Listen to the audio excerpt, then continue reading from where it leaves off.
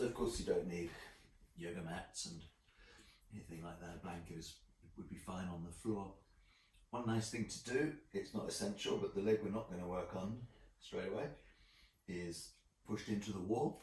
Just work a little closer so you get a nice firm push into the wall. The reason I've got a blanket under my head is because of my rounded upper back.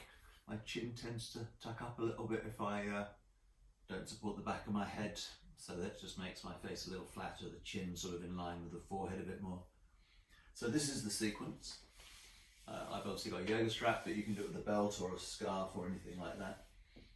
And you'd hold it in both hands and put it in the ball of the foot, not down to the arch.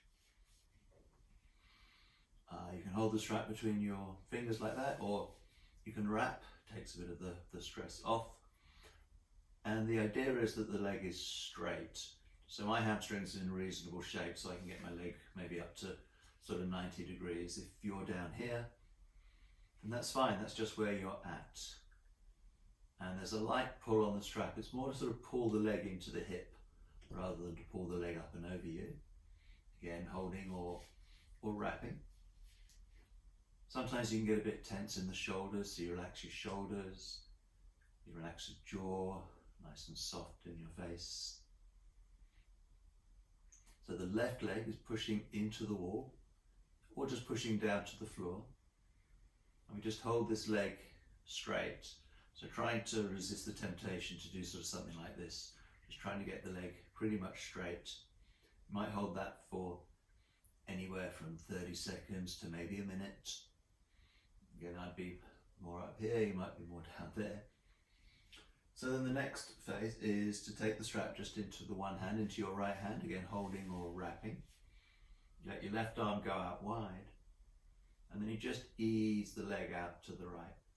You try to stop this happening with your left hip and bottom coming off the floor. You try and keep that down.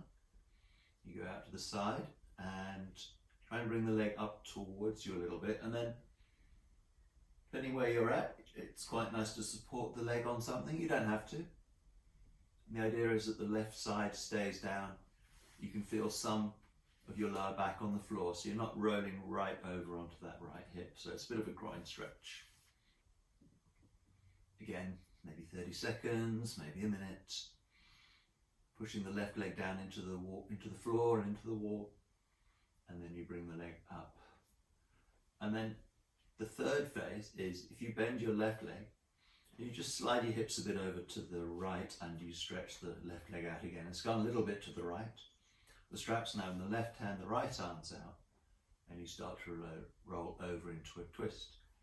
This foot on the wall, if you can see my left foot, you try and turn it down a bit and you try and roll a bit onto the left hip. And you pretty much bring that right leg down as far as you can, where the whole of your right side doesn't come up. So it's okay if the shoulder comes up, but as long as your lower arm and hands on the floor. And again, you try and bring the foot up towards your shoulder a bit rather than worrying about how low. And again, 20 or 30 seconds, you can let the elbow sort of rest on the floor.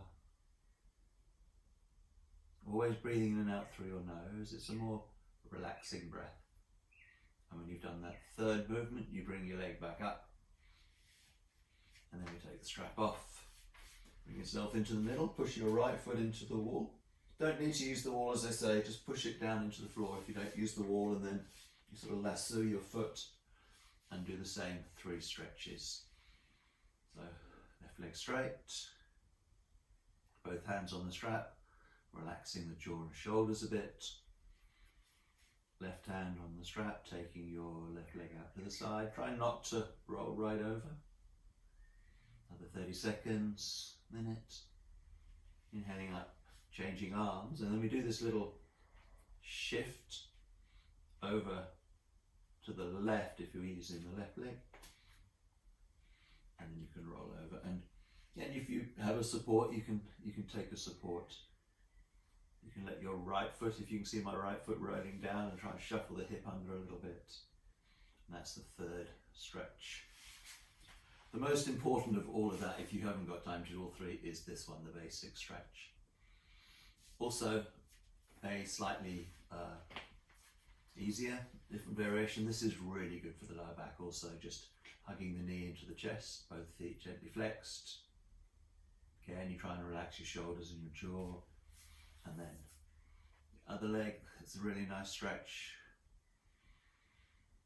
And then the other thing which is renowned to be good for our backs is to